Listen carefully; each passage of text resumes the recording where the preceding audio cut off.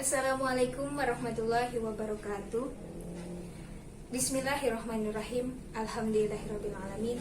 Wassalatu wassalamu ala asyrafil anbiya'i wal mursalin Sayyidina Muhammadin wa ala alihi wa sahbihi ajma'in. Amma ba'du. Yang terhormat Kepala SMA Negeri 1 Pejaguan, beliau Bapak Sunarto SPD MPD. Yang saya hormati Bapak Ibu guru serta karyawan-karyawatinya dan teman-teman semua yang saya cintai. Pertama-tama, marilah kita panjatkan puji syukur kehadirat Allah Subhanahu wa Ta'ala, karena atas berkat dan hidayahnya kita masih diberikan kesehatan sehingga kita bisa merayakan HUT RI yang ke-76. Dan tak lupa salawat serta salam semoga terlimpahkan kepada junjungan Nabi Agung Muhammad Sallallahu Alaihi Wasallam. Hadirin yang saya hormati, sebelumnya pada hari Selasa 17 Agustus 2021 Indonesia genap berusia 76 tahun.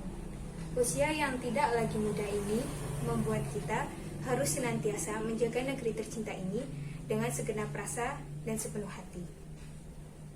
Perjuangan dan pengorbanan oleh para pahlawan terdahulu yang rela mati demi terciptanya Indonesia yang merdeka wajib kita teladani.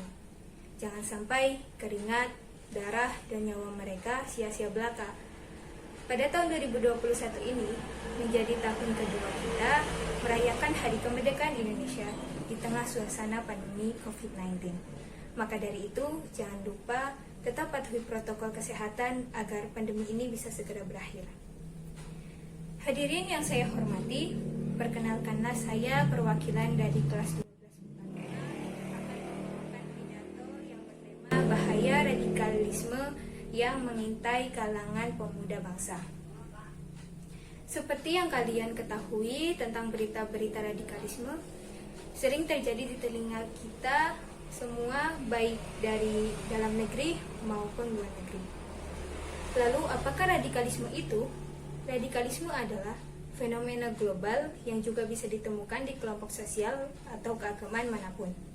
Contohnya adalah pembantaian suku Rohingya oleh kelompok militer dan nasionalis Buddha di Myanmar, serta aksi pembunuhan brutal terhadap umat Islam yang dilakukan oleh warga Australia di Selandia Baru. Artinya, radikalisme yang kerap berujung pada tindakan terorisme ini bisa terjadi dan dilakukan oleh kelompok sosial manapun di luar kelompok Islam. Dan dari peristiwa demi peristiwa terjadi juga dapat terlihat para pelaku umumnya masih berusia muda atau bahkan kalangan remaja. Misalnya dari bom Bali, bom Tamrin, bom Kampung Melayu, hingga bom Panci Bandung. Sudah tidak asing lagi, radikalisme kini menjadi ancaman nyata bagi generasi muda di tanah air.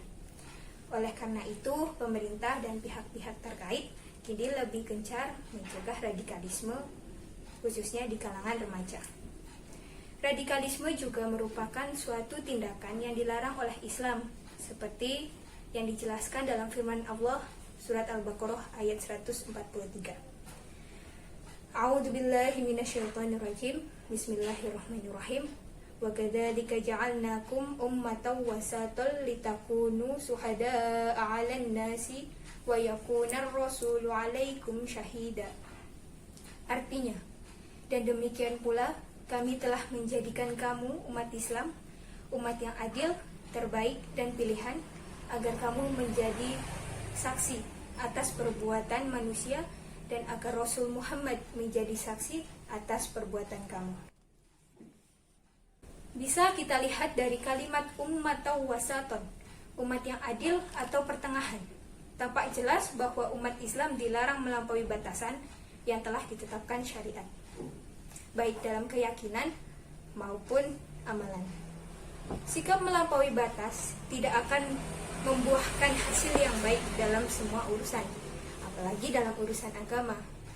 Rasulullah Shallallahu Alaihi Wasallam bersabda, "Iyyakum wal khuluwa fitini, fa inna ma ahlaka man kana qablakum bil khuluwa fitini."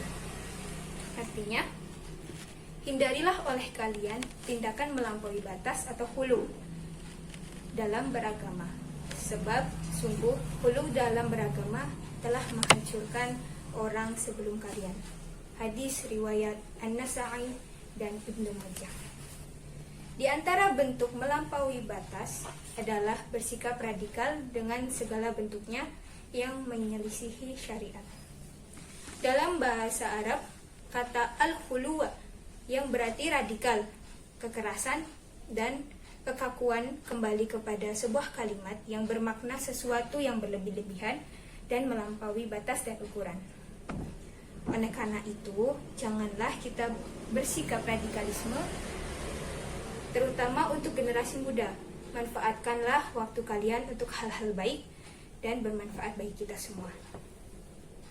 Peran generasi muda juga sangat penting di bangsa dan negara. Janganlah jadi generasi muda yang berpikiran sempit dan mudah menerima ajaran atau ajakan untuk membenci saudara sebangsa dan setanah air. Bagaimanapun juga, dalam 20-50 tahun ke depan, tanggung jawab negara ini akan berada di tangan anak muda.